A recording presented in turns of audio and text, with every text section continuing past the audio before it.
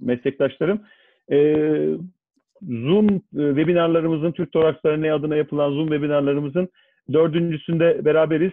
Bu webinarda daha önceki konulardan daha farklı olarak yoğun bakım sürecine gidişat ve servis hastalarının yoğun bakıma geçiş sürecinde yaşanabilecek sorunlar ve sahada karşılaşabilecek sorularla ilgili daha interaktif, biraz daha soru cevap şeklinde bir webinar düzenleyeceğiz.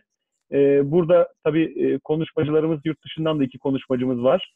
Ama Begüm hocamız bizimle beraber olacak. Begüm, iyi akşamlar. Herkese merhabalar, iyi akşamlar. Ben birkaç teknik bilgi vereyim öncelikle. Yabancı konuşmacılarımız dolayısıyla simultane tercüman olacak oturumumuzda. Hepinizin alt sekmesinde, Zoom'un alt sekmesinde Interpretation bölümünü göreceksiniz. Tercümanla konuşmayı dinlemek isteyen, yani yabancı konuşmacıları çeviriyle dinlemek isteyen dinleyicilerimiz Japonca bölümünü seçecekler. Çünkü maalesef Zoom'da bir Türkçe yazılımda yok. O yüzden Japonca'ya atadık. Simultane tercümanla dinlemek isteyen arkadaşlarımız, hocalarımız Japonca'dan kanal seçerek tercüman eşliğinde oturumu dinleyecekler. Hiç tercümana ihtiyacım yok diyenler off yazan bölümden oturumu aynı şekilde dinleyebilirler. Bu arada Facebook'ta da canlı yayındayız. Oradan da seyretmek ve dinlemek isteyenler için bir duyuruda bulunayım. Evet Begüm Hocam, sizdeyiz. Herkese merhabalar. Gerçekten bu son dönemde pandemi nedeniyle yeni bir hastalıkla uğraşıyoruz, öğreniyoruz. Bildiğimiz viral pnömonilerden de oldukça farklı seyrediyor işin açıkçası. Sadece hastalığın kendisi değil, hastalığa bağlı gelişen akut solunum yetmezliği de öyle. İşte hangi hastada ne uygulayacağız, ne zaman yoğun bakıma çekeceğiz, bulaşı mümkün olduğunca nasıl minimalize edeceğiz, hepsi için soru işareti var kafamızda. Aynı zamanda bir yandan da çok ciddi bilgi akışı söz konusu. Webinarlar olsun, yeni makaleler olsun, yetişmek gerçekten çok zor. Ama o gürültünün içinde doğru bilgiye ulaşmak çok önemli. Bu nedenle deneyimlerimiz bizler için çok çok kıymetli. Bunları paylaşmamız çok kıymetli. Türk Toraks Derneği'ne, derneğimize bize bu platformu sağlaması nedeniyle çok çok teşekkür ediyorum.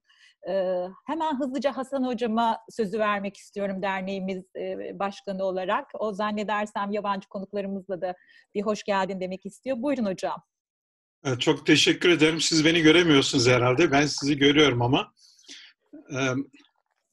Hello, Dr. Nava.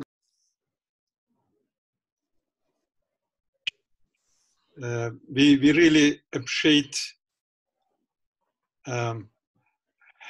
hello again. I think you can see me now. I'm Hasan Bayram, President of the Turkish Thoracic Society. Welcome to the webinar. Thank you very much for your contribution. We really appreciate and we look forward to hear your experience. I hope that it will be a good, informative seminars for our members, our audience. Thank you very much again for accepting our invitation. Thank you. Çok teşekkür ederiz Hasan Hocam. Aslında İspanya ve İtalya bize bu pandemi sürecinde daha erken tanışan 2 ülke. Konuklarımızı tanıyoruz işin açıkçası. Profesör Doktor Stefano Nava Bologna Üniversitesi'nden. O fahri bir Türk Toraks Derneği üyesi sayılabilir çünkü çoklu defalar kongremize geldi. Bologna Üniversitesi'nde birçoğumuz biliyoruz solunum departmanının başı. Sevgili Manel de Barcelona Üniversitesi'nde özellikle nöroinvazif mekanik ventilasyon konusunda çok aktif. Kronik solunum yetmezliği, akut solunum yetmezliği gruplarında. Aynı zamanda Turkish Thoracic Journal'a da çok kıymetli yazıları oldu. Her iki konuğumuza da gerçekten çok teşekkür ediyorum. Bu zorlu süreçte, çok zamanlarının değerli olduğu süreçte bize zaman ayırıp bilgilerini, deneyimlerini paylaşacakları için. İsterseniz hemen hızlıca bir ülkelerinde son durum nedir onu paylaşalım, öğrenmeye çalışalım. Stefano, how is everything right now in Italy?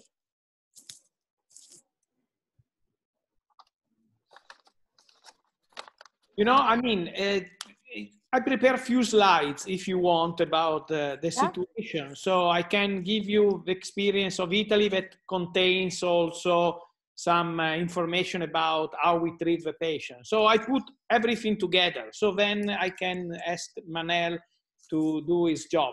Yeah, perfect. First of all, I want to thank the Turkish Thoracic Society, Begüm Ergan.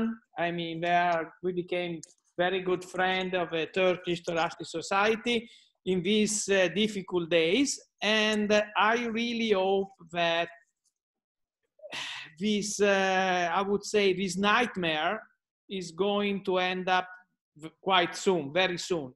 Can you see my slide? No. No. I think you should select the share screen button, Stefano. One sec. Here I get out for some reason, I don't know why. They're gonna ask once more my email. One sec.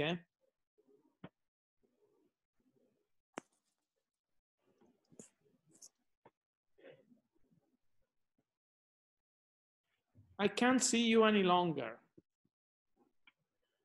We can see you. We can see you still. Your slides. I can't see you any longer. Why is that? Zoom it. Okay. Show video. Okay, good. Sorry. Okay. Yes. Now we are seeing your slides. You see my slide. Okay. Yes, Good. yes. So as I said, thank you very much for the invitation. These are very difficult times. And as probably most of you knows, I'm home since 23 days. And I'm still positive at COVID. So I had the experience both as a clinician and both as a patient. I have no conflict of interest for this presentation. Obviously, I want to share with you the truth, what I learned and when everything started. On February 21st, I was skiing up north and I received this phone call from one of my good friends. He was a former fellow in University of Bologna. It's called Francesco Terzi. He's on the right-hand side. He lives and he works in Lodi, that is a city of about 60,000 inhabitants with an hospital with 400 beds. So it's a small town with a small hospital. While he was on the phone, he said me, "Hi there, here is apocalypse now." This is all the truth. We admitted tonight 61 patients with acute respiratory failure in a hospital of 400 beds. After 1 hour, 8 ICU beds were already full. We implemented our respiratory intensive care unit with 2 additional beds for a total of 7 beds. Now, when he was on the phone, he was telling me, we have 15 intubated patients on the floor and they are connected to the home care ventilator or AMBU bed. When I present this slide to North America people, they said, this is a lie, cannot be true. And I think that Manel can witness that this is real truth. This is real truth, Stefano. Real truth. In San Francisco, they said, impossible. I said, well, you will see. People were falling down on the floor, and the guy told me, next door hospital, Crema, where I was born, is even worse, I was told. Well, everything started, as I said, February 21st in Codogno, patient number 1. By the way, all the Europe claim that Italy was the big plague spreader all over Europe, while patient number 0 probably was German.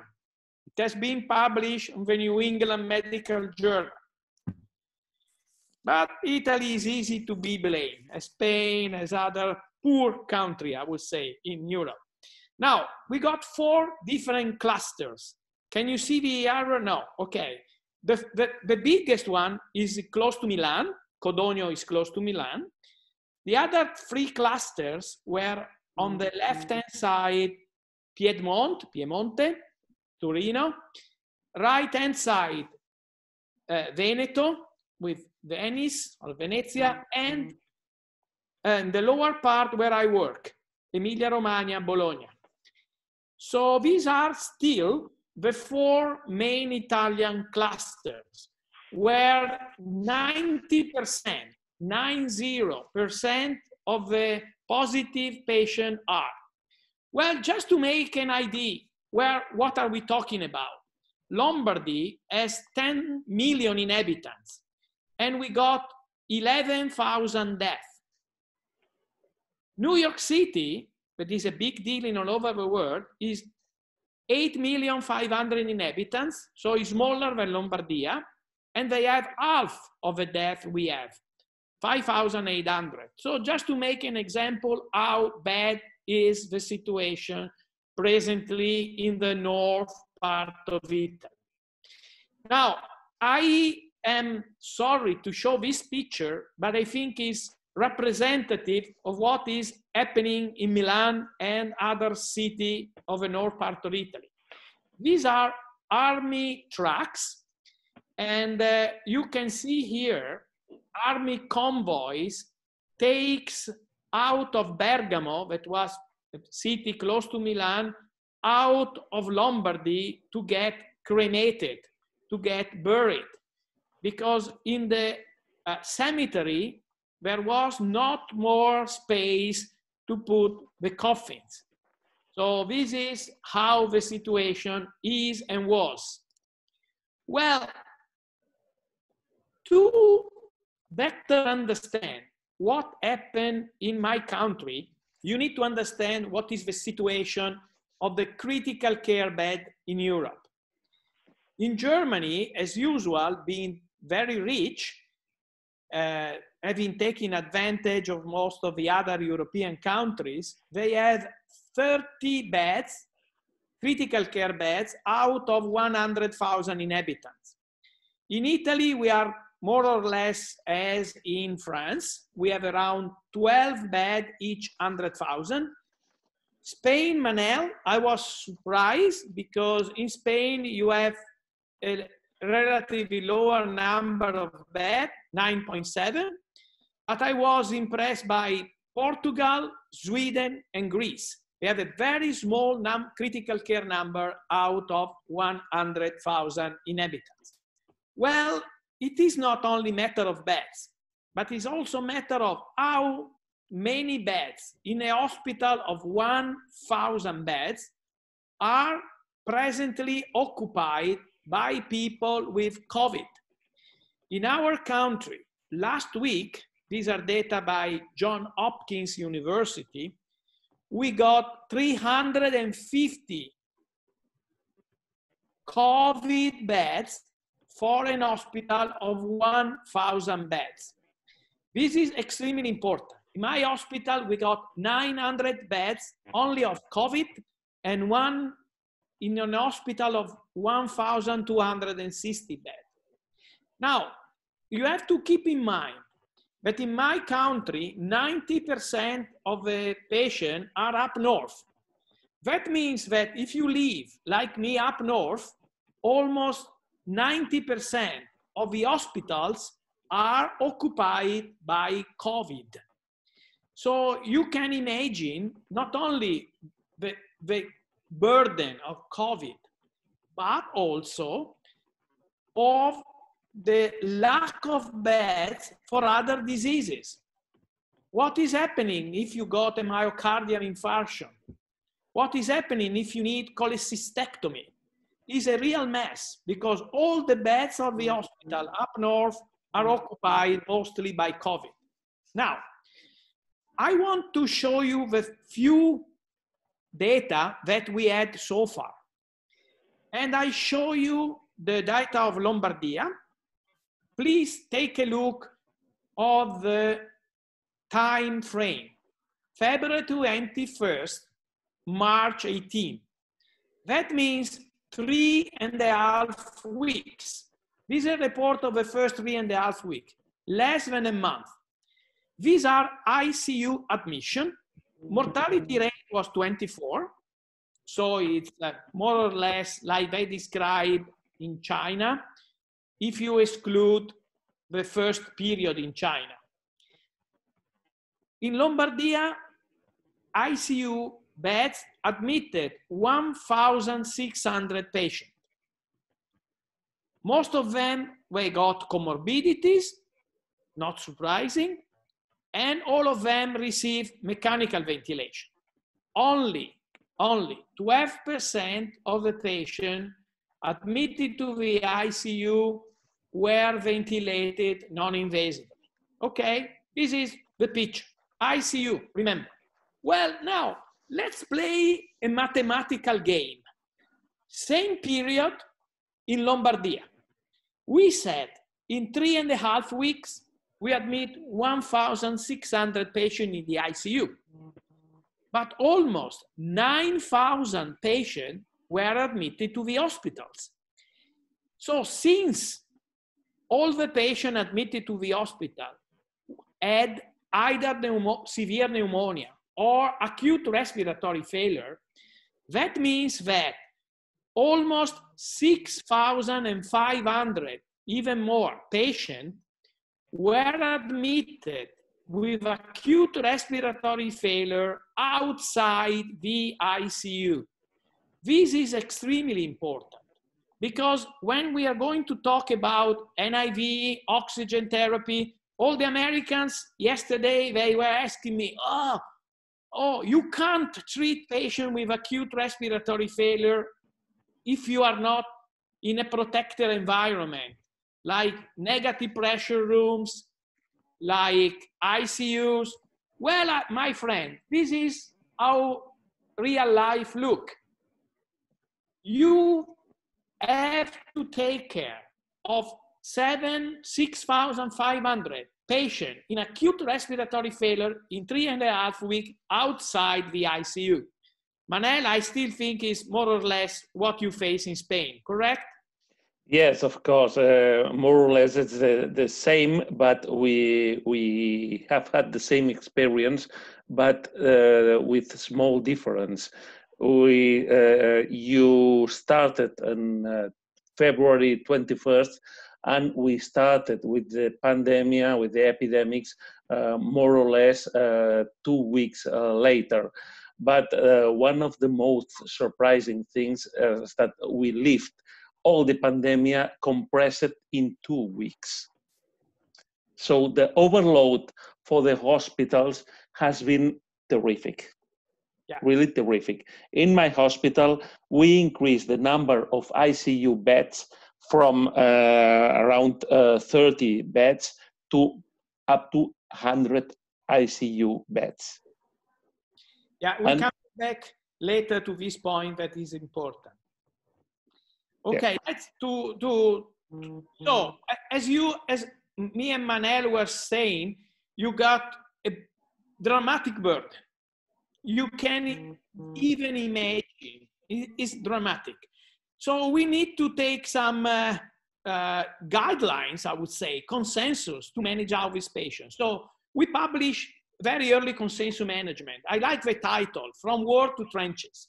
Well, this paper is full of mistakes, probably. You can argue that you may act differently, but this is war. So during war, you don't have much time to follow evidence-based medicine. So this is what we suggest. You can easily find this on the European Respiratory Journal. I don't want to go into details. This flowchart is for those patients with acute respiratory failure coming to the hospital in the emergency room. So I don't want to discuss the single passages. I only want to highlight the time frame. First, a reevaluation after half an hour.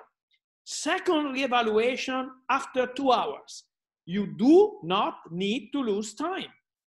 During war, you can't lose time. It's not the usual hospital. It's the different hospital.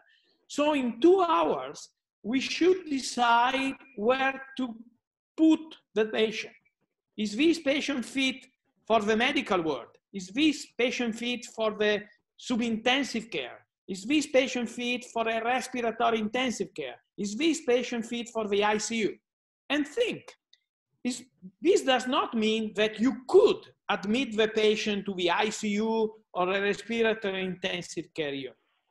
This means that the patient theoretically should go. We had a sort of waiting list for the patient. But the problem, we need to decide very quickly where is the, I would say, the track of the patient. We use very simple things.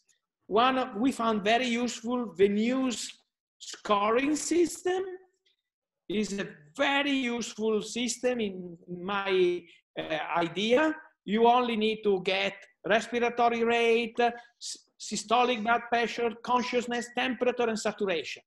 And it's very useful to monitor the progress on the deterioration of the patient. So during wartime, you cannot even sometimes perform arterial blood gases. You have no time. So you need to decide very easily and very quick where you move the patient. Well, these are rough numbers. This is an estimation based on our experience and other hospital experience. Obviously, as I said, we cannot be sure 100% that these data are exact 100%. But we roughly think that out of the ICU, remember, we are talking here out of the ICU, 10% of the patient receive standard oxygen, around 20% Venturi or reservoir, about 20% high flow nasal cannula, 30% CPAP, mainly with the helmet. We come back why CPAP and why with the helmet, and about 20% NIV.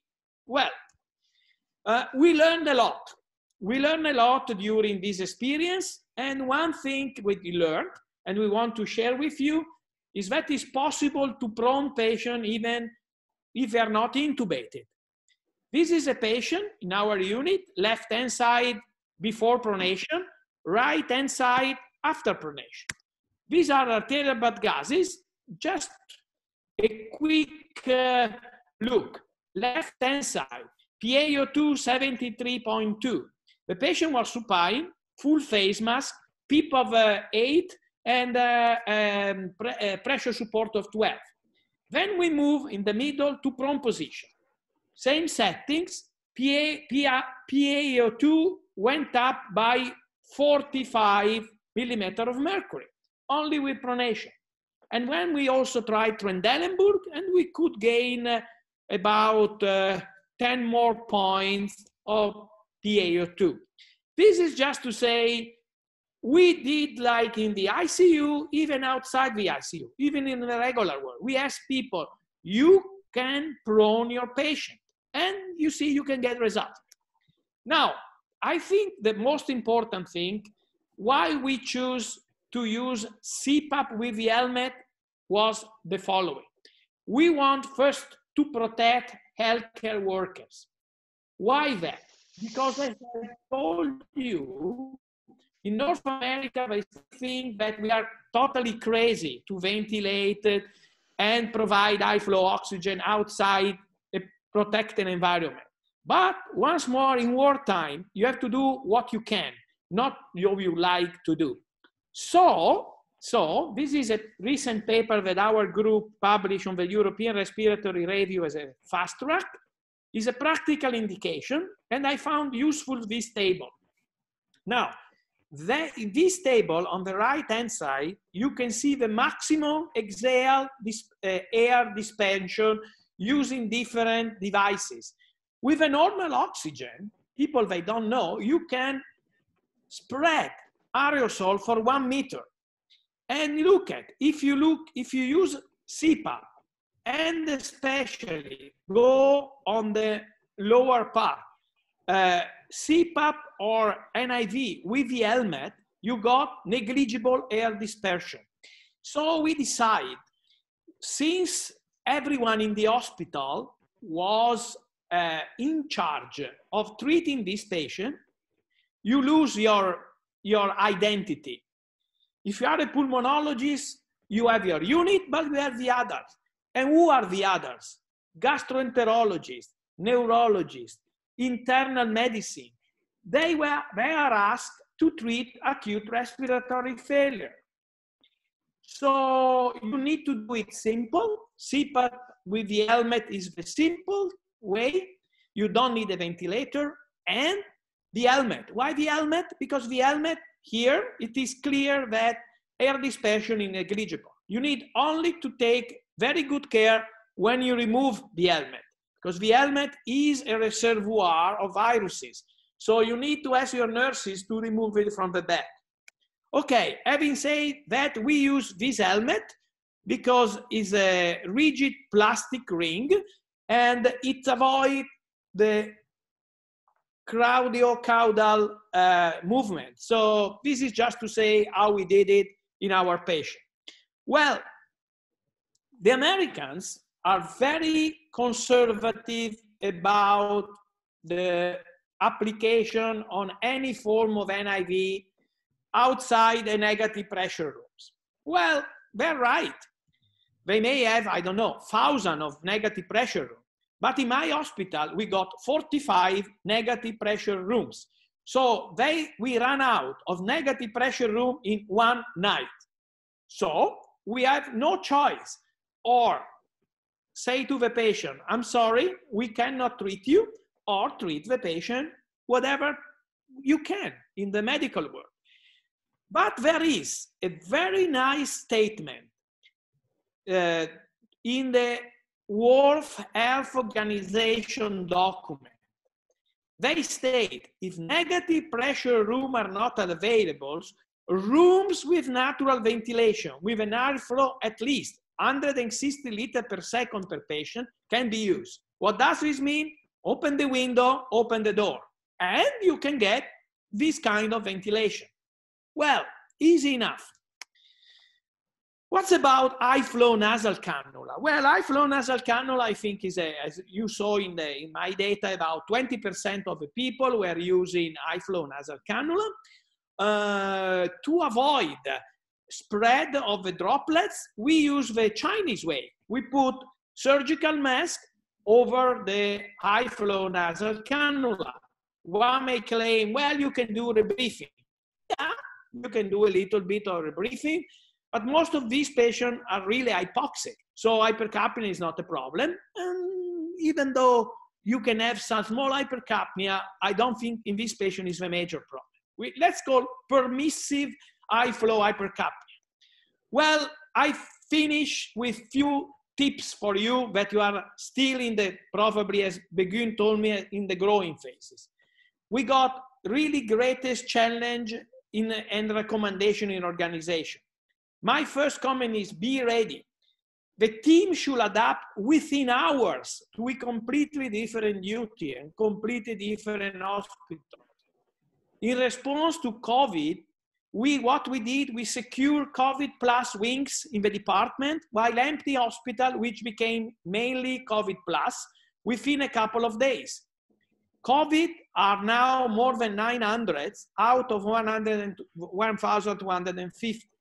Secure as many ICU beds as possible. Manel, it's totally right. The rule of thumb is multiplied by 3 the number of ICU beds in your hospital. You had to do it, otherwise we are stuck. Temporary closure of research lab not involving COVID, hire all the MD, residents, technician, engineer staff to work all together. Protect yourself, your colleague, the staff, the relative, the patient. Max protection, trainings, stop visit, psychological support. Substantial number of healthcare providers will be anyhow sick, as I did, despite protection. Increase the staff in the department. We got, believe it or not, 300 medical students helping us, mostly in the administrative paper. But when you spend like 3 hours, I don't say 8 hours, 3 hours with this mask, with these shields and so forth, together with a COVID plus patient, when you come out, you are totally exhausted. Some of my colleagues, they told me, I'm sorry, I don't be elegant, but they pee directly because they cannot get out to the bathroom to pee. So just how bad is sometimes the situation, especially during nighttime. And we need to remember that we also need to protect no COVID patients. The world out there is full of other patients, COPD, myocardial infarction, surgical patient, cancer patient. Well, I think one of the greatest challenges is triage and the care also. I think that in our hospital we choose, I know that Manel has a different view in his hospital, that PCR has some huge problem, that is the delay and false negative. When I wanted to go back to work, my first PCR was negative, and the second one, performed the day after, was positive. 20-25% are false negative. So we decide we could, I don't say we are rich, but we could, with every people with a suspect, echo suspect of pneumonia, underwent CT scan. I think CT scan is the best way to determine if the patient has a COVID or not. So you need to clearly know that there are also other complications, venothrombotic disease. We saw mesenteric, using mesenteric thrombosis, not only pulmonary, systemic involvement, heart, kidney, liver. I don't know, but for me, I spent 10 days with my breathing, with my heartbeat over 110. I was beating all day 120. I got scared. I thought I got myocarditis and so forth, but at the end, everything slowed down. One big thing, communication. Remember that most of your patients will die without comfort of their relatives. This is a real major issue. It's a different hospital. Relatives are not allowed to go in the hospitals. So safety reasons. So be careful. Now I want to finish. Well, the only positive thing of COVID, I think, are two. First of all, you learn really how to work as a team. It's not an individuals. And we got a lot of appreciation from people that until the day before were complaining against doctors and nurses. Here is Crema Hospital, where the city I was born. 250 beds. This is what one of my friends shot and sent it to me. It says in Italian, doctors and nurses, you are our pride, thank you. And most of the Italian hospitals, and also in Spain, they have a moment in which they clap all the people involved with healthcare. But there is a very, very, very, very dark side of everything. The life, the price of life that doctors pay to fight COVID. And this presentation, this is my last slide, is dedicated to Giuseppe.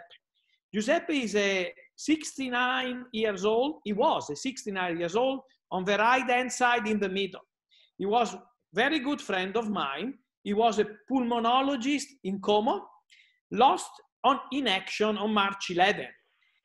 And all the others, today we raise the number to 124 doctors and 38 nurses that died of COVID-19 in Italy on duty. Some of them, they were already retired. You see the face, they're not obviously all young, and they came back to the hospital to give us an help. So this talk is dedicated to all of them. I think sometimes we abuse of the word heroes, but in my view, they are real modern heroes. Thank you for your attention, and sorry if I was a little bit too long. Okay. Çok teşekkürler Stefano bu detaylı sunum için. Hızlıca İspanya'da durum nedir? Onu belki Manel bizimle paylaşabilir. Manel, could you please give us a picture what's going on in Spain right now? Yeah, wait a moment, but Stefano, can you? Stefano, can you close off the share Can screen, you close please? your? I don't see any longer how to close. Let me check. Everything disappears. Stop share. Okay. Ah, okay. Okay. Sorry. You want on the upper left side, I could not see it. Okay. Okay. Okay. Yes, I have a short. First of all, I would like to thank the Turkish Thoracic Society for this kind invitation to participate in this webinar. It's a honor for me to share my knowledge, my experience during this nightmare, as Stefano said, that we lived during the last months. This is, wait a moment. This is a short overview about the picture of COVID-19 in several countries, about the absolute number of deaths and daily deaths. As you can see in the panel, this graphic is withdrawn from a document that has been published today in a journal. And the absolute number of deaths, you can see that we started later than in Italy, but our number of deaths progressively increased during the first days or weeks after the onset of the epidemics, and but as you can see on the right panel, the drop of the deaths is more pronounced than in the Italian and in Italy, and obviously in the United States. As I've said before, our experience is that we have had the same experience than in Italy and other countries, but very compressed in 2 or 3 weeks. So the experience at my hospital, started with the first patient more or less 4 weeks ago. During the first week, we had to open a ward with 52 patients. But at the third day after the epidemic started, we had to open near all the hospital dedicated to COVID patients. Our hospital has around 700 beds, and during the second week of the epidemics, nearly 90% of these beds were occupied by COVID patients. Now, today at 12 hours, we have only 277 patients, COVID patients, whereas 2 weeks ago, we had more than 600 patients. We have an hotel near the hospital with the capacity to admit more or less 200 patients. And at this moment, we have at this hotel 63 less severe patients. The ICU, we have now 58 patients with 33 undergoing mechanical ventilation and endotracheal intubation. And in the emergency department, we had 2 weeks ago up to 90 patients in the emergency department, 90 COVID patients and 10 non-COVID patients. This has been really strange for us because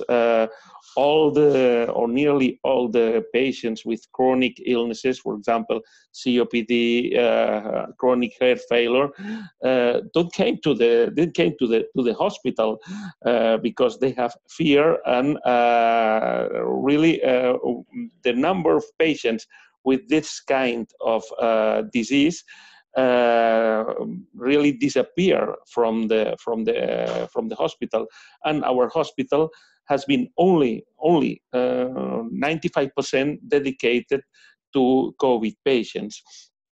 As Stefano said, we as a pulmonologist we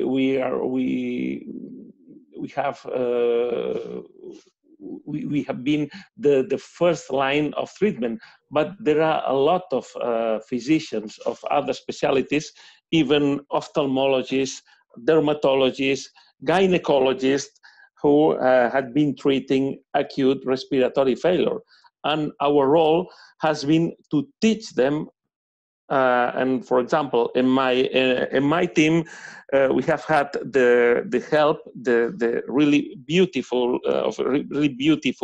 people who are pediatricians, specialists in pneumology, but they usually treat children, not adult patients, but they learn non-invasive ventilation, CPAP, interface, acute respiratory failure, and so on, and has been really a great experience to work with them. Regarding infection of healthcare workers, unfortunately, in Spain we are the leaders in this particular classifications. Up to 14% of healthcare workers have been infected by coronavirus. This is really impressive. This is terrible. But the vast majority of infection were produced during the first weeks of epidemics. For example, in my department, we are 12 respiratory medicine physicians, and 4 of them have been infected, but during the first wave of the epidemics. No more infections were detected after this first week in our doctors. I've seen that in Italy is around 8%, in China is around 4.5%, and in the United States it's less. It's one. This is a mistake. Sorry for that. It's around 1.5% of health workers infected by coronavirus. Well. One of the most important things in the fight against coronavirus is the organization. I would share with you the organization of my department. I have been the responsible of the organization of the pulmonary medicine department at my hospital. And we organize our pulmonary ward in 2 different areas. One monitoring unit for non-invasive support with 18 beds, dedicated to patients receiving non-invasive ventilation, CPAP, and high-flow nasal therapy. These patients were candidates to be admitted in the ICU, and in this same area, we received the patients, tracheostomized patients discharged from the ICU. And the other part of the pulmonary ward, we have organized a conventional pneumology unit with 20 beds, in which we admitted patients with do not intubate orders and equally under NIV, CPAP, and high flow nasal cannula. One of the most challenging things we have to face with during this epidemic, almost in my opinion, is the need, interestingly, not the need of ventilators, but the need of monitoring. Because we have had really problems to find monitors for this kind of patients. Think about that the pulmonary ward is organized in single rooms with 2 beds inside each room. And if you want to enter inside the room, you have to dress, to change your clothes, and so on.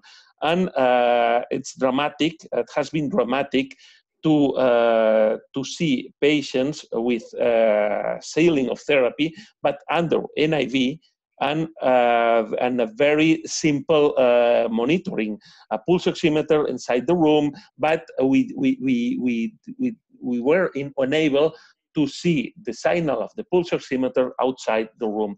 And this has been really a big problem during the management of the pandemic. These are our monitor beds. We we was looking for this kind of monitors. These are monitors able to transmit the signals, and we organize a system for transmitting the signal of these monitors via Ethernet, via inside the Ethernet inside the hospital, to have the signal in a big screen like this. This is our monitor beds.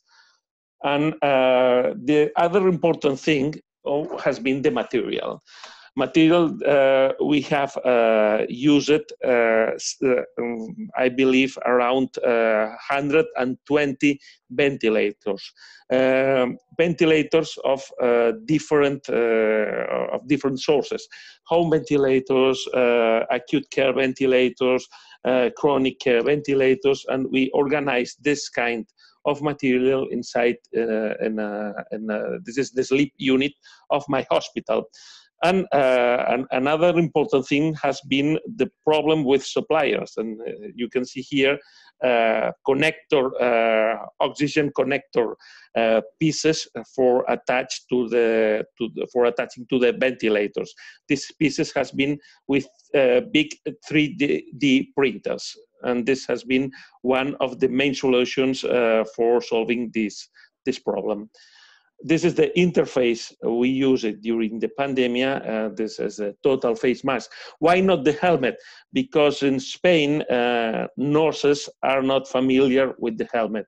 And during a pandemic, probably it's not the best time to introduce changes in the clinical practice. I know that in Italy, physicians and nurses are very familiar using the helmet, but this is not the case in Spain. But using this kind of mask, I believe the rate of success of NIV, of CPAP with this kind of mask has been really, really high. Regarding the modes uses, we followed the guidance for the role and use of non-invasive respiratory support of the National Health Service. In this paper, the use of high flow nasal oxygen is not advocated, as in Italy we have used the high flow nasal cannula, and around 10 to 15% of the patients with acute respiratory failure, more or less. Our first choice has been CPAP. CPAP has been used in 25% of patients requiring non-invasive respiratory support. And the remaining patients, we shifted the CPAP to non-invasive ventilation. This is our protocol. Our protocol, interestingly, has been made with an Italian co-worker called Elena Prina, whose family is living near Lombardy, and she was really, really scared by the Italian experience and helped me a lot doing this protocol. We divided the patients in two main groups: patients without saline of therapy, so patients candidates to ICU admission, and patients with saline of therapy, with limited therapy, with order of do not intubate order due to advanced age or comorbidities. Our criteria for starting non-invasive respiratory support was at the beginning was a FiO2 more or equal than 50%, a respiratory rate of 30 breaths per minute, and SpO2 less than 92. Sorry. When we detect this patient with these features, we perform an arterial blood gases to rule out hypercapnia. After hypercapnia has been ruled out, we start with CPAP or NIV. If the patient has a bad tolerance or the tidal volume was less than 7 milliliters per kilo, we change to NIV, and we reassess the patient in 1 of 2 hours, being our goal to achieve SpO2 more or equal than 92% and a respiratory rate less than 30 breaths per minute. Some aspects I would like to point out is if the patient and the CPAP presented a very high tidal volume, for example, more than 8 or 9 milliliters per kilo of weight, we administered low doses of morphine or sedative to trying to avoid ventilator-induced lung injury or self-induced lung injury. After 2 hours, we decided if the patient was responder or non-responder. If the patient was non-responder, immediately he or she was admitted to the ICU. And if we consider that the goals were achieved, we continue CPAP or NIV in the pulmonary ward monitoring unit. What have we done with the patients with limited therapy? More or less the same. The criteria were more or less the same, but without ICU admission. One important thing is that during 2 weeks, it was impossible to fulfill all these criteria. The majority of patients came to us with reservoir, with really higher FiO2 than 50%. The second problem was what to do with patients undergoing NIV or CPAP for a long time. First of all, we recommended all the physicians involved in this kind of therapy to continue CPAP or NIV almost for during the 48 first hours. During the first days, some colleagues tried to withdraw CPAP or NIV too early, and the patient really lie again in acute respiratory failure. So our recommendation was to continue with CPAP or NIV almost for 2 days, starting intravenous fluids. After 48 hours, we tried to reduce with this acronym, the OP protocol, we call the OP protocol, trying to reduce, first of all, oxygen, after that, reduce the PEEP, and after that, provide intermittent NIV. We assess twice a day the condition of the patient, and we applied this protocol for reducing of trying to wean the patients from the non-invasive ventilation. If the patient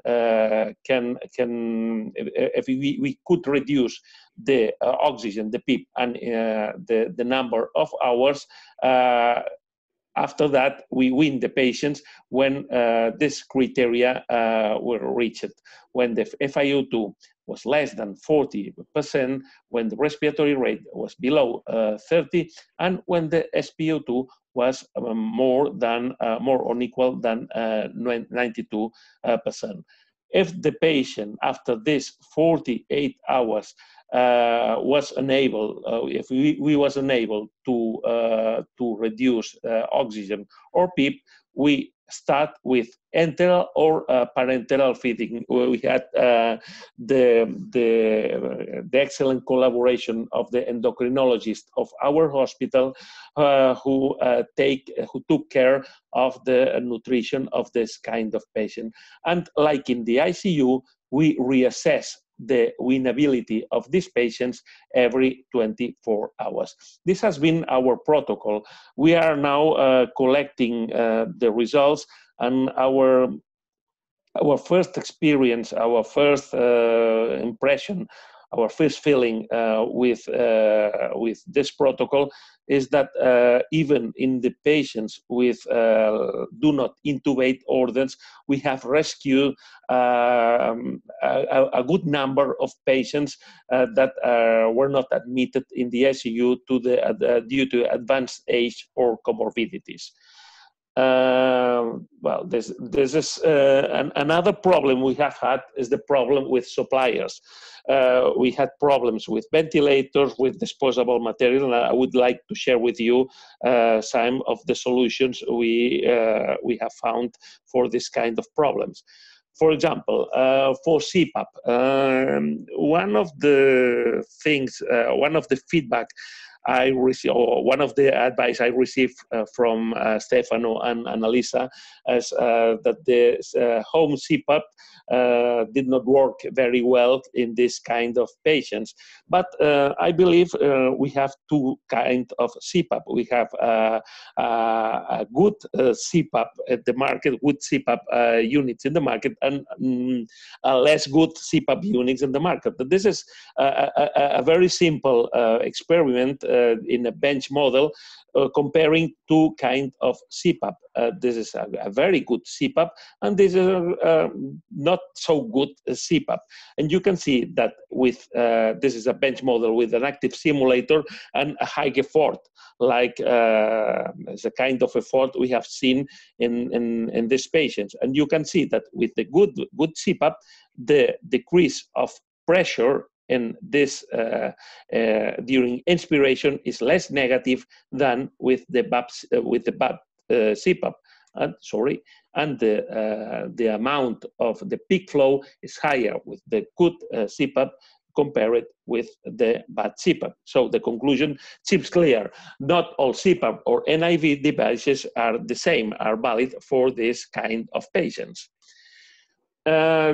Another experience, these are extremely severe patients.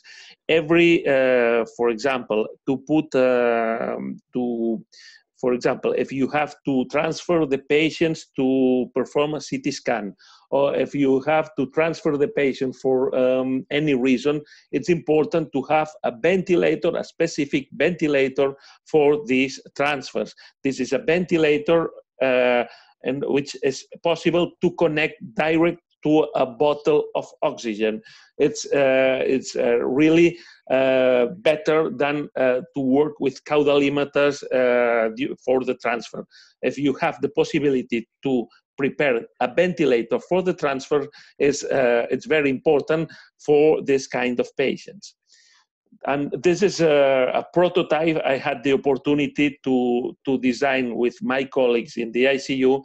Luckily, we didn't need them, but if you can see, this is a homemade ventilator for pandemics. This is the pressure sensor, and this ventilator was able to maintain a patient, a COVID patient, in normocapnia.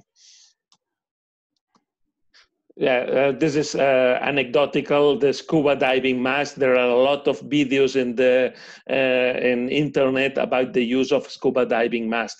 We tested the scuba diving mask for assessing some colleagues in Spain who were asking me if there is a good alternative for in case of a lack of another kind of devices. Only to demonstrate this. This is a scuba diving mask with, if you can see here, the important, if you use a scuba diving mask, is this piece here in the arrow. This is a non-return valve for avoiding the backward flow to exiting through the system. For example, this is it's a scuba diving mask with a PEEP of 10 centimeters of water. This is the level of 10 centimeters of water, and this is pressure, and this is flow. And you can see there's only positive flow during inspiration. There is no backward flow. And here in the right panel, this is this is the tracing without this kind of piece, without the non-returning valve. You can see that the the pressure we achieve here is clearly less than the tracing with the non-returning valve. The experience with the disposable material we have built with 3D printers, leakages, pieces for attaching oxygen, and even PEEP valves for non-mechanical CPAPs. We tested homemade helmets, but I believe this is really dangerous. This is only anecdotal. And this, all these pieces are, you can download all these designs from our web page if you need it for the assistance of this kind of patient. Well, this has been our experience in Spain. We have fear because we believe that the government has stopped the confinement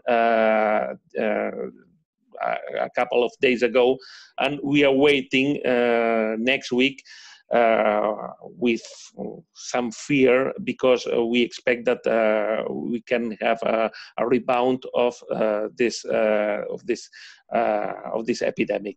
Well, thank you very much, and waiting for your questions. Thank you. Thank you. Thank you. Thank you, Manel and Stefano, for your wonderful presentations.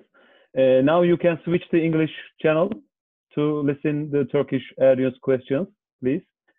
I saw some question. I already saw some question. Yes, we have a lot of questions. Şimdi daha önce WhatsApp'tan aldığımız sorular da vardı ama chat ekranındaki soruları da mümkün olduğu kadar sormaya çalışacağız. En sık sorulan soruyla başlamak istiyorum aslında Begüm, izin verirsen. En çok sorulan sorulardan birisi tabii ki hipoksik solunum yetmezliği, çok non-invazifin başarılı olduğu hiperkarbik solunum yetmezliğine göre bir yetmezlik tipi değil.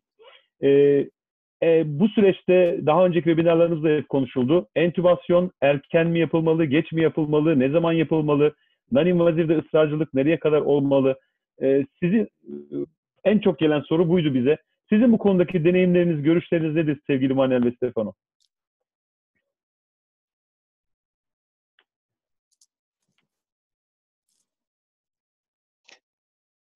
Well, I can start.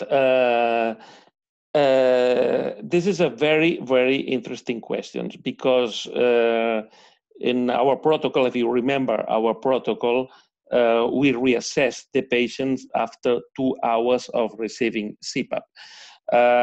Obviously, if we detected a failure of CPAP therapy, we believe that the intubation should be early. But we have had some problems because we keep some patients under NIV, for example, 3-4 days, and some patients worsen after these 3 or 4 days, at 4th or 5 days. And they had to be intubated after 3 or 4 days of CPAP or non-invasive ventilation. And it will be really interesting to analyze if the outcome of these patients with late intubation is different than the patients who had been intubated early. I don't know what's your feeling, Stefano, about this question. Well, I mean, I follow also your flowchart. You need to take in consideration that most of the patients are ventilated by people they don't know much about mechanical ventilation. So the risk is to keep going. So I got a rule of thumb, very easy. First, if a patient is hypocapnic, it's not good at all. If a patient breathes under CPAP at 30, 32, it means that the patient is not going to be safe. So this patient needs maybe mild sedation, as you said, but a close watch, or switch to intubation, because I guess that the disease itself can damage, obviously, the lung, but also we can have a self-induced lung injury, especially with CPAP. So I share with Manel the feeling that you should not avoid intubation. So hypocapnia is a bad signal, respiratory rate and recruitment of the inspiratory muscle. You need to be very simple in this during work. So if a patient is doing high frequency, hypocapnic recruitment, well, it's better to intubate the patient. Çok teşekkürler. Ben başka bir soruya geçmek istiyorum. Yine çok toplantı öncesi çok sorulan sorulardan biriydi. Steroid kullanıyor musunuz hastalarınızda? Akut solunum yetmezliği geliştiğinde ya da tanı alır almaz kullanıyor musunuz? Steroide yaklaşımınız nasıl? If I can reply quickly, there is a very recent paper on JAMA 2 days ago about medical treatment. They say nothing. They said steroid should be given with caution because of the potential side effect, blah, blah, blah. My experience, if the patient has patchy ground glass, they respond very well. I don't know your experience, Manel, we don't use on all the patients, but the patient, you know, that's patchy ground glass, usually it should be ground glass prevalence, but we did it. Yeah, our problem is that in Spain, we used a lot of different therapies.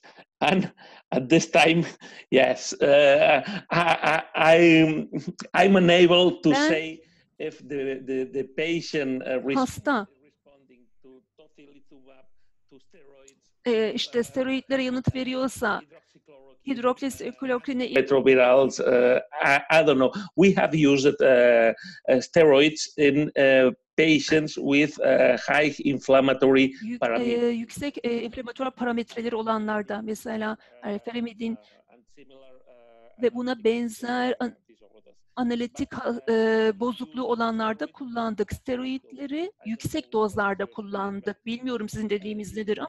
Steroided in 3 consecutive days at doses of 150 mililitreydi metilprednisolon.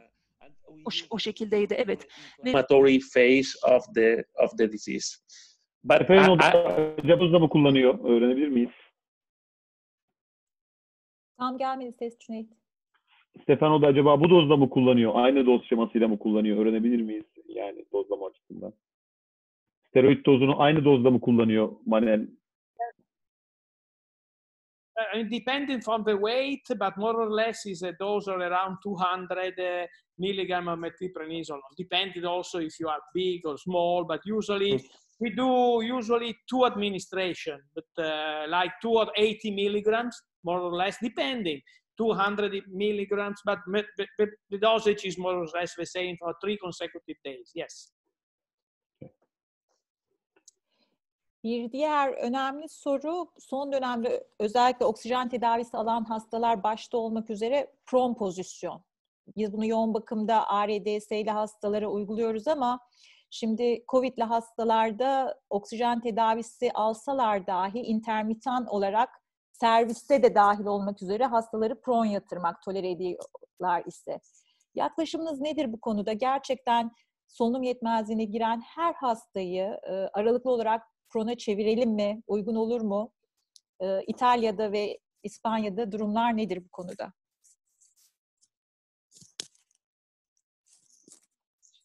Now, this is only experience, no evidence-based. Usually it works better when the patient has posterior pneumonia or opacity, whatever you want to call. They usually respond the first half an hour. They respond quite well. And then, some depends if the guy is on high flow oxygen, is on NIV. Usually with high flow oxygen, they can spend also 2 hours in the position, even 3 hours. On NIV, maybe less. So depends what are you applying, patient compliance, but usually they do it well, and sometimes only not just prone position, but just side position may improve a little bit. So this is only anecdotal. Yes, the same in Spain. The patient should collaborate a lot to perform proning position. We have used it, or we have recommended in some patients proning position, but it's I believe it's anecdotal. What we have done is to for example, if there is an asymmetrical involvement, for example, if the pneumonia is mainly affecting the left side, we put the patients on his or her right side, the good lung behind of the bed. But the proning position, my experience, is difficult to tolerate. We need a very, very collaborating patient, and outside the ICU, difficult to perform. Teşekkür ederiz. Begüm, Evet, bir soruda ben araya girmek istiyorum. Manel'in algoritmasında yüksek akım oksijen pek yer almadı gibi ama sanki Stefano %20 gibi bir oran vermişti. Yüksek akım oksijen kullanma tecrübeleri nedir? Bir de çok buna bağlı olarak hem yüksek akım, onu da non-invazif olarak kabul ediyorum pipetinden dolayı, hem de non-invazif kullanan hastalarında serviste kontaminasyon riskinden nasıl kaçındılar? Bunu nasıl önlediler? Gerçi biraz Stefano bahsetti Çin ekolüne göre maskeyle yaptıklarını ama bir daha ayrıntılı görüşlerini alabilir miyim acaba? Hem Manel'in hem Stefano'nun. Hem yüksek akım oksijen hem de kontaminasyon riski açısından.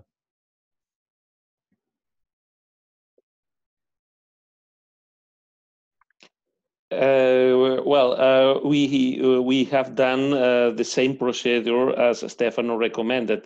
We have only I don't remember at this time, more or less 20 rooms with negative pressure. And we opened the windows and we increased the power of the air of the room to try to create a flow of air outside the room.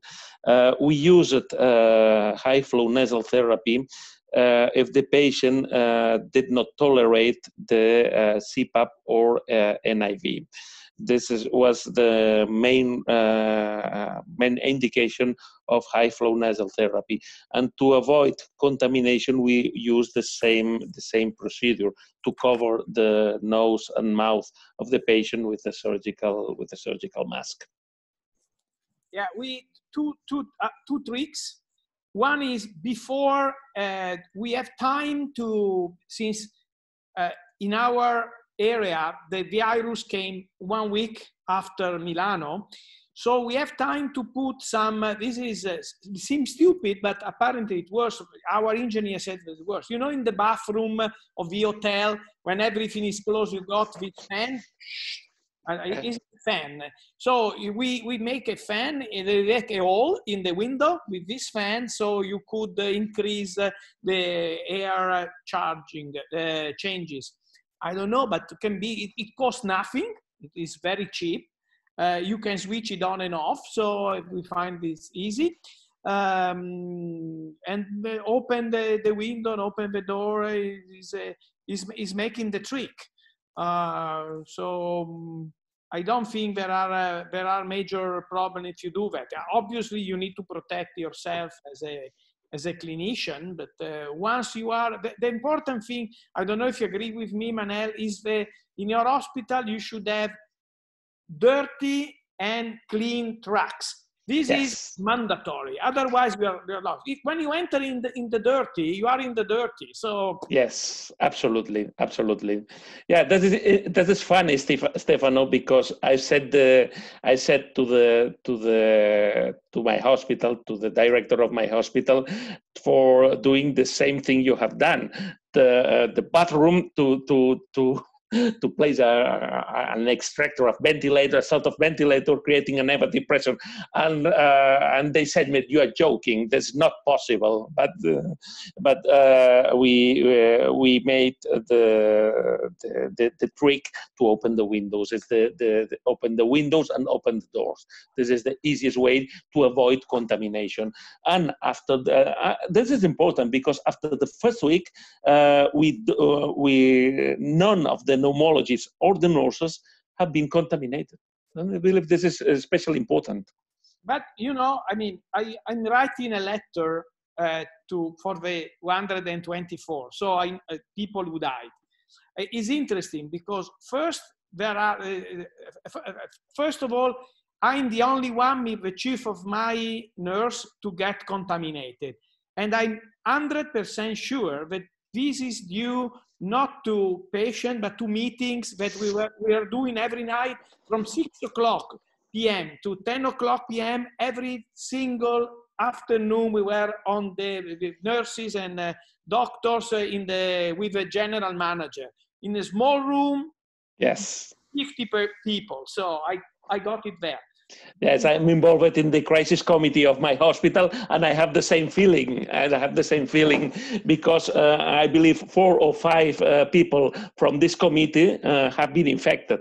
But the most interesting thing is in my country, 70% of the people who died, they were either general practitioner or odontoiat, people working with the. It's interesting, eh? Only out of 120, only 8 pulmonologists and 8 ICU people. So 16 is less, is 10%. 10% of the doctors who die were really in the risk part, pulmonologists or intensivists. All the others were probably, and few dermatologists. I was surprised by the high number of dermatologists also. I can't explain, but... Yeah, the two colleagues of the pulmonology department who were infected during the first week were the endoscopists. The 2 endoscopists of my hospital have been infected. This is also a risk factor. So another question is about medical treatment of these patients. So do you use regular therapies for medical treatment like hydroxychloroquine, favipiravir, tocilizumab? Do you use them in your patients?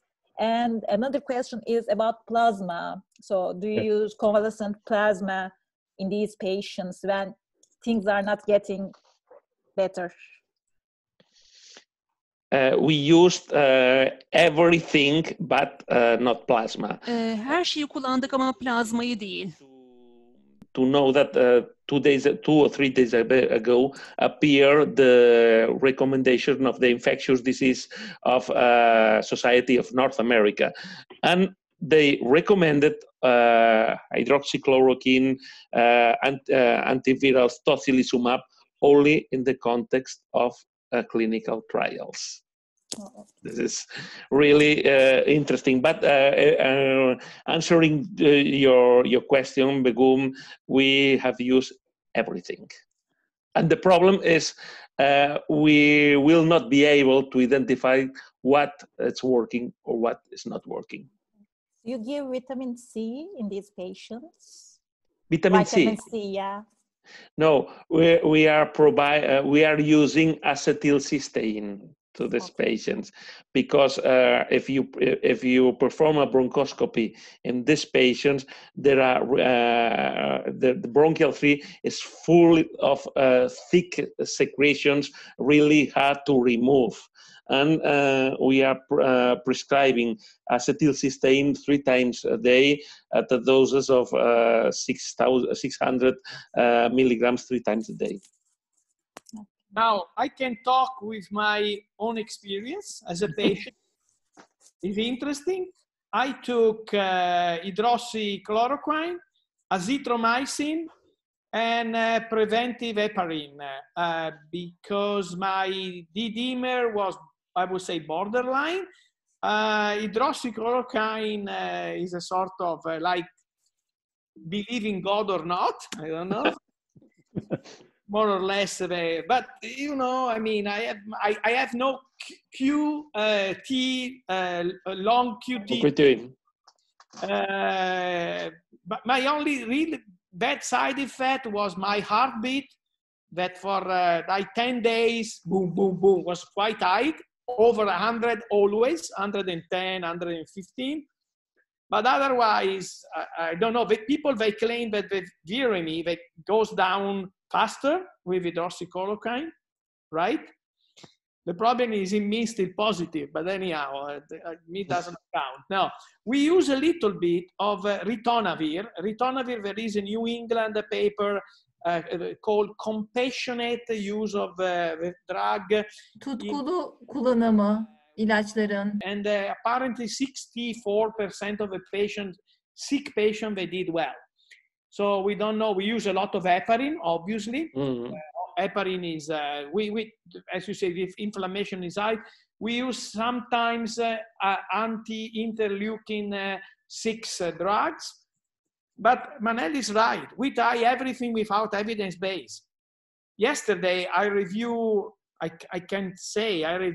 guidelines of a national society, but it was funny because they got 28 questions and only 4 randomized control trials. Most of them with 12 people, 20 people. So how can you make a recommendation? I mean, it's better you say, I don't know. Thank you. Another popular question was the anticoagulation treatment. When and how and which drug did you or do you use in anticoagulation? Yes, we use anticoagulation therapy guided by the D-dimer values. If the patient has very high D-dimer values, we provide full doses in enoxaparin. And we usually guide the anticoagulant therapy for this parameter. And it's important to highlight that this kind of patients could present sudden increase in D-dimer values. And in this case, it's compulsory to rule out thromboembolic disease or embolic phenomena in other organs. We have seen mesenteric ischemia and 2 cerebrovascular accidents in young patients. And it's important to keep in mind the role of anticoagulant therapy and the routinely D-dimer screening in this kind of patients. I cannot add much to what Manel said. We had 2 or 3 severe mesenteric, cerebral. You always need to keep also in mind that there is a recent New England paper. I think you can have some very important also behavioral because you have frontalization, right?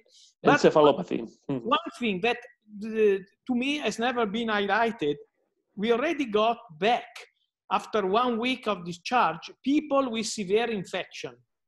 Like we got a young guy who died for herpes infection. I don't know, he underwent antiretroviral therapy, steroids, so it can be that it's a combination between disease and treatment, but you need to be careful even when you discharge the patient, not only on long term. On long term, I said yesterday, it's like September 11th.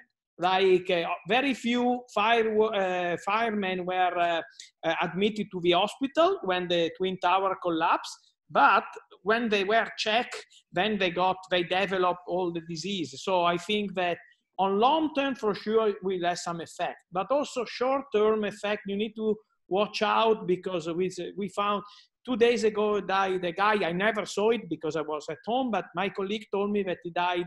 He was 39 years old of herpes infection after he was discharged. Yes, and one important thing is to keep in mind the side effects of the drugs, because we have seen pancreatitis for the drugs and many patients with skin rashes due to the drugs, and probably some of them are caused by the virus itself, but some of them are attributable to the side effects of the prescribed drugs. Thank you for the answers. And other question is, when the patient is getting well, do you use pulmonary rehabilitation in these patients, even though there may be contamination risk? Yes, our physiotherapist conducted a program of pulmonary rehabilitation based on a threshold valves and physical rehabilitation, especially dedicated to the patient discharges from the ICU. We are receiving this week a lot of tracheostomized patients discharged from the ICU with severe weakness, muscular weakness, and they need full rehabilitation. And we are starting rehabilitation, physical rehabilitation programs in this kind of patients. More or less, we are doing the same, plus our physiotherapist is in charge also of proning. Because Okay. we like it, so, I mean. Okay. So another question is about the management of ARDS. So probably we have more patients get intubated because of the fragility of these patients. And now there is an ongoing debate about the H type and L type ARDS, so high compliance and low compliance patients. So in your routine practice, do you see these kinds of patients, and how do you act with these patients, especially in severe ARDS patients? Do you use ECMO, for example? Do you have ECMO patients? I don't know your experience, Manel, but very few patients, they go on ECMO. Yeah, in my hospital, only 4 or 5 patients have been in ECMO. Only 4. I think we talk about ARDS, but is I would call a subset of patient ARDS-like, more than ARDS. It's not ARDS for me. We saw a lot. It's funny. Let's start, when I want also the opinion of Manel of this. Let's start before intubation. I can see 2 different kinds of patients. One kind of patient arrived to the unit with a very high respiratory demand. They breathe. Yep. Other patient, they come to the hospital and they said, well, now we need to put oxygen. Oxygen? Yeah. So well. And you record breathing frequencies 16. And the guy is reading the newspaper, I don't need oxygen. Then you perform a therapy gas equal 45 millimeter of mercury O2. So you have 2 different, probably is what I was told, think about it. One of the symptoms is anosmia. That means you lose the smell, right? So it can be that you got some selective neural involvement that maybe peripheral nerve that does not transfer the chemoreceptor signal to the respiratory center. Maybe, I don't know. But it's really funny because in some patients it's very difficult to understand that they are in respiratory failure. This guy was from the military service, 52 years old, no dyspnea at all, 43 millimeter of mercury of PaO2. So ARDS, compliance, we saw a lot of patients with normal compliance. That means 50, 60.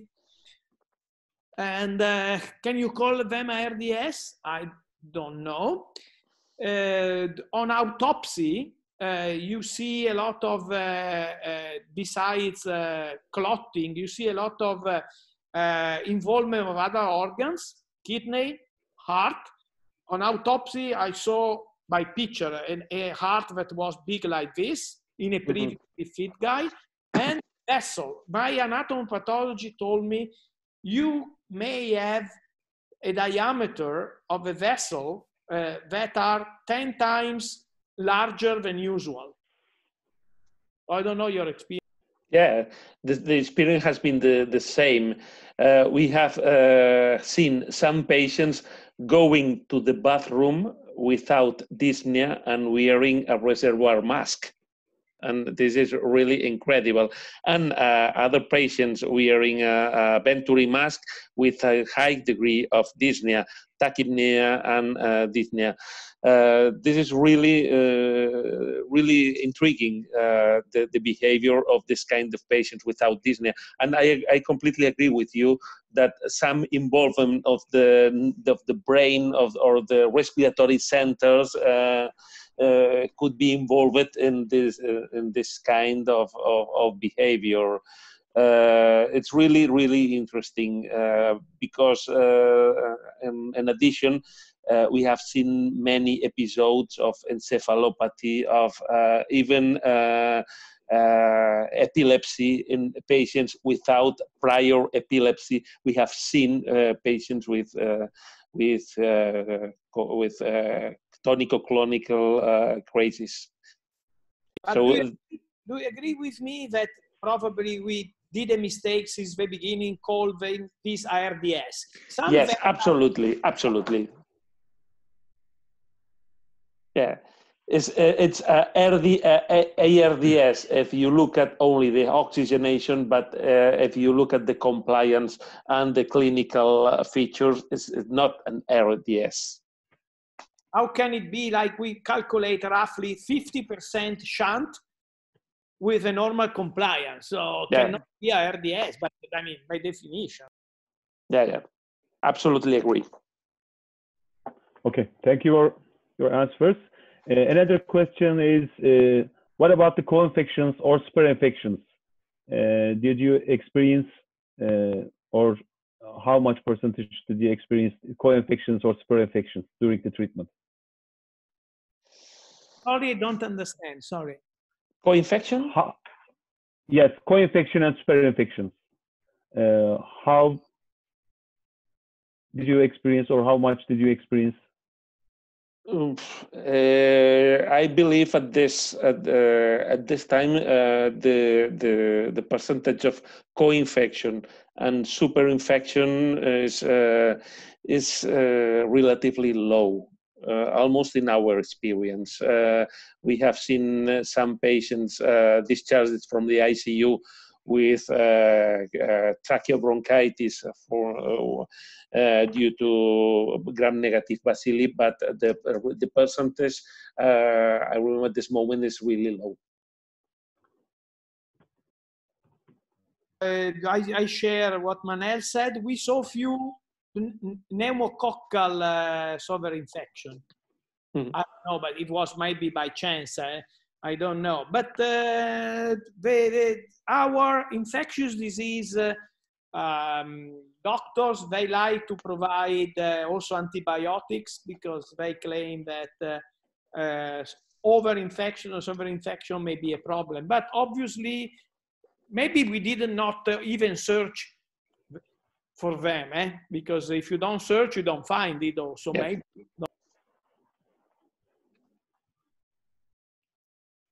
Thank you again. Another question is about, actually two questions. First one is, so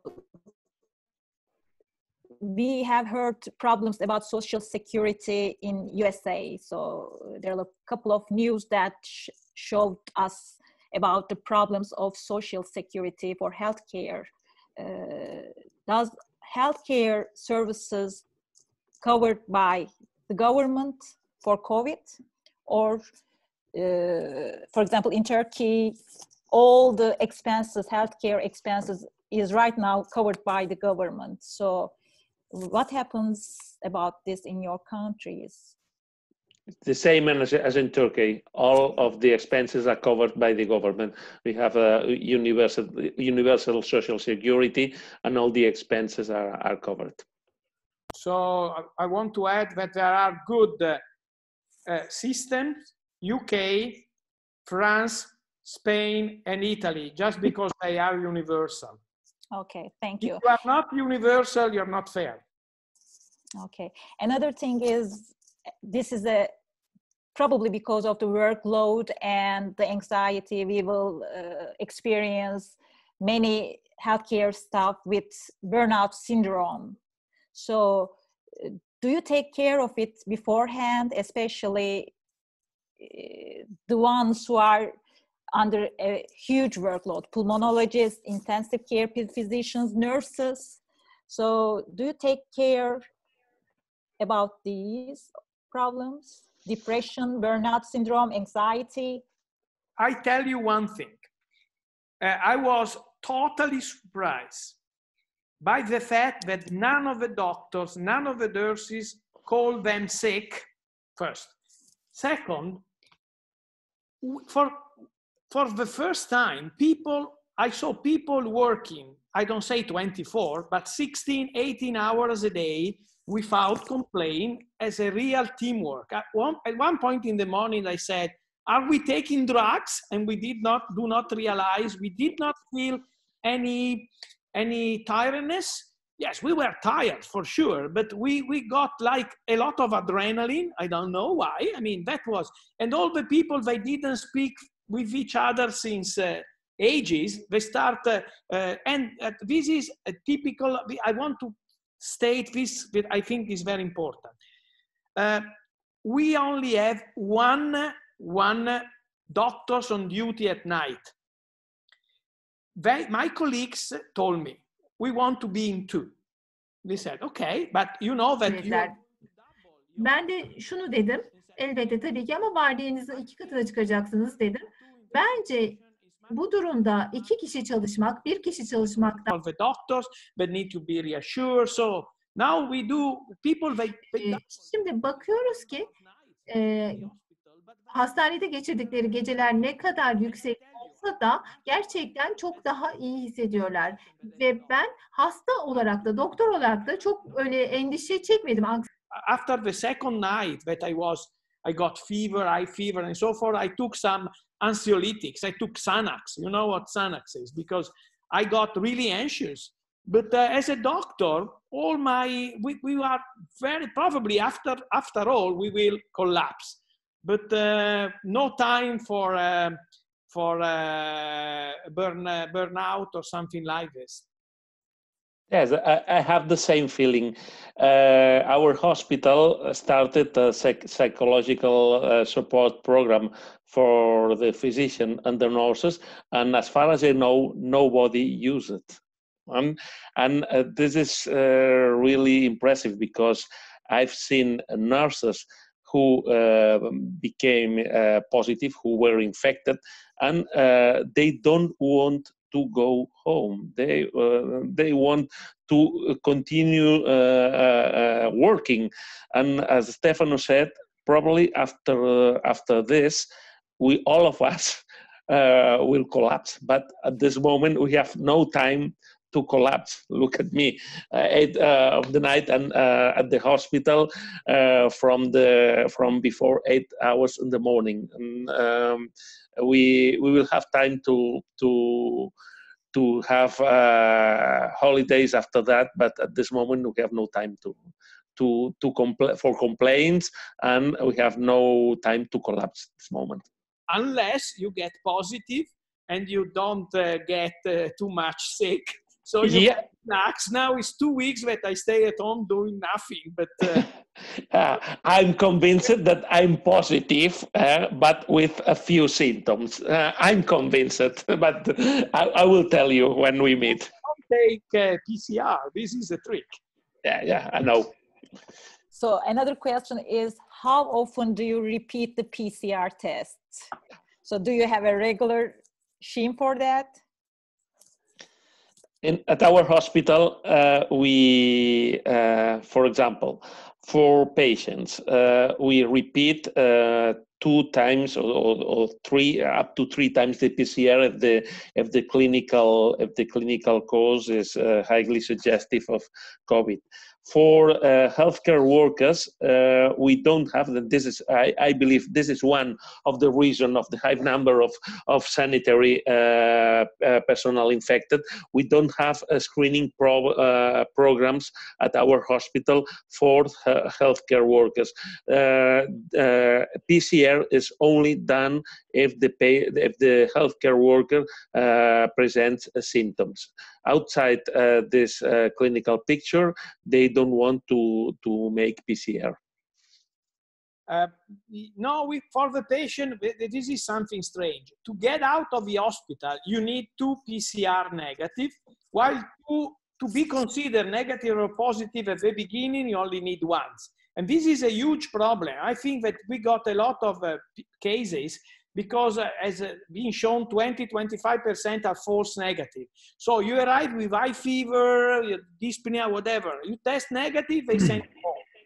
But 20% are false negative. And for the workers, now we start with a blood sample for antibodies. It's a mess. People don't understand what is going on. But I can say that Paolo Navalesi, he phoned me today, tested positive. And so the day after 2 weeks, 3 weeks, he tested negative. So he took blood sample, no antibodies. So this means either that you don't build up antibodies, or it is scary, or that you may build up antibodies, but for how long? Yeah. Yeah, this is the same for antibodies. We started with antibodies testing, and we have seen several people with PCR positive and negative antibodies. It's incredible. Okay, thank you.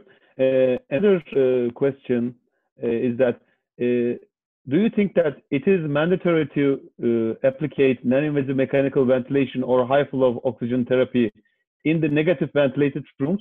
Is it mandatory? Or can we applicate these kind of treatment in the without negative ventilated rooms? I think we explained this 2 times already. Like the WHO stated that if you have a room air change of 160, that means open the windows, you can do it. Yes, it's impossible to have enough negative pressure rooms in these conditions to apply NIV. Should be started anywhere with open windows. Yeah. Okay. Okay. Another important question came a couple of times. So, do you think non-invasive ventilation, CPAP, or high flow nasal cannula, that means non-invasive methods, decrease mortality in these patients? Do we have the data for it? What's your opinion about those? It's a good question. We just started to analyze the data, and our feeling, if you split the patients in 2 groups, patients without saline of therapy and patients with saline of therapy, we are analyzing first of all the patient with saline of therapy. Patient with saline of therapy, it's the last choice to survive is the non-invasive support. And after analyzing the first 25 patients, the success rate was around 30%, more or less. Well, we did not divide sealing or not sealing because it was a little bit tricky because there was, if you want, I can explain later. Let's say overall 55% success rate of CPAP with NIV. Half empty, half full, depending on what you see. More or less is the same. Why I say before no sealing? Because very early, the intensivist Italian society came out with a document stating, well, we need to, you choose. because we have no ICU beds. So in real life, what we do is we choose based on age, comorbidity, as well. You know, we are a very Catholic country, so there was a sort of riot by the people. Oh, the doctors are really bad. They choose about our life. So we do it, but we don't write anyhow and anywhere if ceiling treatment, despite there is a law in Italy, but sometimes, you know, it's difficult. And what I found in this population of patients, then Manel, correct me if I'm wrong, is very difficult to talk with the patient, especially at the beginning, because they are extremely anxious. Yes. More than the usual patient. I think this is much to do with the fact that we put a lot of emphasis, obviously, and that every single day at 6 o'clock, they release the number of people who died. So all the people, they watch television. We are all at home. So, oh, we got 100 patients more. We got 50 patients less. Oh, so people are completely dominated by the idea that this virus is going to kill you. So when the patient come to the hospital with a virus, they are totally freaking out. Yeah. Yes, and you're right, Stefano, that the concept of sailing of therapy has been totally different during this epidemics, because I have the feeling that the lack of ICU beds made that many patients who in under normal circumstances were not refused by the ICU have been refused by the ICU. So I agree with you that the concept of sailing of therapy is really tricky under this circumstance. And now this is very interesting. I heard that Belgium is the European country with the highest rate of it's not mortality, but fatality. That is again. But now we face, I heard that in Belgium, 50% of the people who die, they die in a nursing home. And now we face the same thing here in Italy. At the beginning, we did not realize. We see, Begüm was asking me today, do we see different phenotypes? I said at the beginning, old people, then young people, and then we got a sort of rebound of all people living in community, like nursing home or something like that. And now became a problem because in Milan, there is a very large, it's called Pio Albergo Trivulzio, that is a very large nursing home, and 50% of the patients have died, and 80% are positive. So. Yeah, we are having a legal problem with the people dying in nursing homes, because until I believe 1 week ago, they were not considered as a COVID in the COVID pool, and now the government realized that many people are dying in the nursing homes and should be considered together with the remaining patients. So it's really very similar scenario also in Turkey. For example, in my hospital, there's very near nursing home, and there are a lot of patients coming from that center. And the real problem is triaging these patients to ICU. So most of them are old age with many comorbidities, and as expected, we have very limited number of beds in the ICU. So do you have any objective criteria for these patients? Who should go first to the ICU?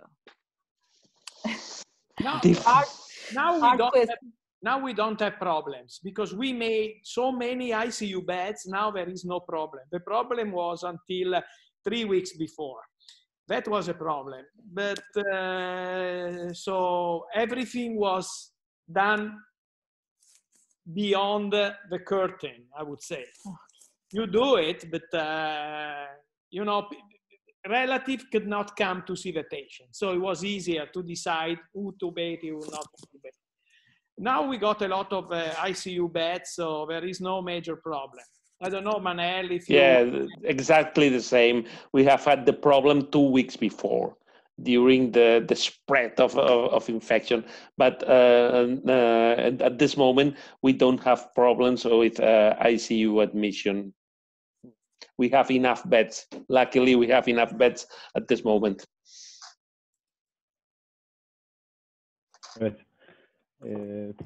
Konuşmacılarımız da artık yoruldu soruları cevaplamaktan. Şunu açıklamak istiyorum. Burada bizden daha önce salgının yoğun bakım boyutunu daha yoğun yaşayan 2 konuşmacımız var ama bu webinarın devamı ikincisi olacak. Orada daha fazla Türkiye deneyiminden ve Türkiye'deki merkezlerden değerli hocalarımız olacak. Onu da konuşacağız ama buradaki hocalarımızın da bize söylemleri ve cevapları çok yardımcı oldu. Evet Begüm, başka soru var mı? Dornase alfa ile ilgili çok soru var. So one of the very popular things in Turkey right now is Dornase alpha use in these patients. We can hear you. We can't hear. Now, yes. Yes. So Dornase alpha is right now very popular in Turkey because of some research. Do you have any experience about Dornase alpha use in these patients? It's a DNase. No, you don't use it. No, we use Dornase alpha only in cystic fibrosis patients. Yeah. But we are assessing now. You mean alpha 1 antitrypsin? No, alpha Dornase. Alpha Dornase. No, sorry. Dornase alpha. She's speaking. Mm-hmm. No, you don't use it. Okay. So it's nearly 2 hours. May I finish one thing? From what I understood, you are still in the rising phase, right? Yes. So please do not underestimate it, because it was a sort of dominoes effect. Italy underestimate China, for sure. We got 3 weeks advantage. And we thought, well, China is so far. And we got before we got SARS, MERS, swine flu, and we said, well, but this is China, it's not Europe. And then we got cut. In Spain, the 8th of March, 600,000 women, they march in Madrid because of a Woman Day. And in Italy, we got already full of patients and so forth. So we all are doing again and again the same mistake. So please be very careful. Lock yourself, lock the country, stop the flight, stop everything, and you will cope with it. If not, I don't know, Germany for me is a mystery. Yes. Tobias Welte in an ERS seminar said, well, it's simple. We are the best healthcare system. And I said, well, I had a lot to say, but, they claim that they are the best healthcare system. I don't think so. I think that the fatality rate is very similar in Italy, Spain, even France, UK. US is difficult because so I think we all face the same problem, and I think we are honest. This is my view. And if you want to play with numbers, I think. Okay, Manel, last sentences from you. Yes, I believe the advice from Stefano is it's clear. Our government said, I remember at the beginning of the first week of March, said, probably we will have some cases, some imported cases from Italy, from China, but we will not suffer community spread of the virus. And 2 weeks after, the entire country was locked down. It's important to be prepared from several aspects, from the human aspect, but also from the material aspect. if you suffer the same experience we have had during the last weeks, you will have problems with suppliers, problem with material, problem with ICU beds, problem with lack of physicians, and you have to be prepared. Problem with monitors. All these patients should be closely monitored, almost with a pulse oximeter and heart rate monitor. And this is almost in Spain. All of the colleagues, or some of the colleagues I have spoken around Spain, have problems with the possibility of monitoring the patients with severe respiratory failure. This the council is be prepared, because it's really, it's like a tsunami, and it's really hard and has been really a nightmare for all of us. Thank you both for your time and all your contributions. We really appreciate it. And son olarak bitirmeyi planlamadan önce bir şey hatırlatmak istiyoruz sizlere. Gerçekten bu hafif dereceli solunum yetmezliği olan hastalara yaklaşımdı. Bir ikinci webinar daha planlıyoruz. Orada daha ağır hastaları değerlendireceğiz. Daha detaylı tedavi şemalarına gireceğiz. Ben tüm katılımcılara çok çok teşekkür ediyorum. Ayrıca yine Türk Toraks Derneği'ne çok teşekkür ediyorum. Slide paylaşabilir miyim? Son bir slide paylaşmak istiyorum. Bugün aslında Covid bize çok şey öğretti. Öğrettiği şeylerden biri de sağlık çalışanlarının kıymeti herhalde. Tarihe bakarken bu tarihin iki önemi var. Birincisi sevgili Ersin'i kaybettiğimiz gün. Yani sağlıkta şiddetin olduğu gün. Ne mutlu ki bize bu hafta içerisinde her ne kadar istediğimiz şekilde olmasa da sağlıktaki çalışanlara şiddet It hasn't been good enough for us yet. A new regulation passed recently from the parliament. Çok büyük bir kazanım bana göre. Bir ikinci olay da sevgili Eyüp Hocam bana hatırlattı. Köy enstitülerinin kuruluş yıl dönümüymüş 17 Nisan. Önümüzdeki haftada 23 Nisan var, milli bayramımız. Ben tüm katılımcılara çok teşekkür ediyorum. Bu zor dönemden dayanışma halinde birlikte çıkacağız. Daha güzel günlerde yine benzer şekilde hastalarımızı iyileştirmeye yönelik neler yapabiliriz? Uluslararası tartışmak dileğiyle diliyorum. Hepinize çok çok teşekkürler. Görüşmek üzere, iyi akşamlar. Cüneyt'ciğim sen... Çok teşekkürler herkese. Konuşmacılara çok teşekkür ediyorum. Stefano'ya, Manel'e. Hepinize çok teşekkürler. İyi akşamlar, geceler. İyi akşamlar, iyi akşamlar.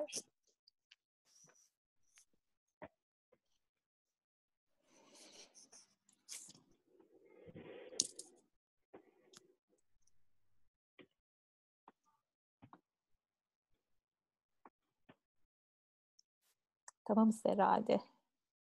Özgüncüm. O zaman sonlandırıyorum hocam. Lütfen. Kapatabilirsin. Begüncüm Tamamdır. ağzına Çok sağlık. teşekkürler. İyi akşamlar. Herkesin eline sağlık. Çok güzeldi. İyi akşamlar. Meltem Hanım, Suzan Hanım teşekkür ederiz. Herhalde duyuyorlar bizi.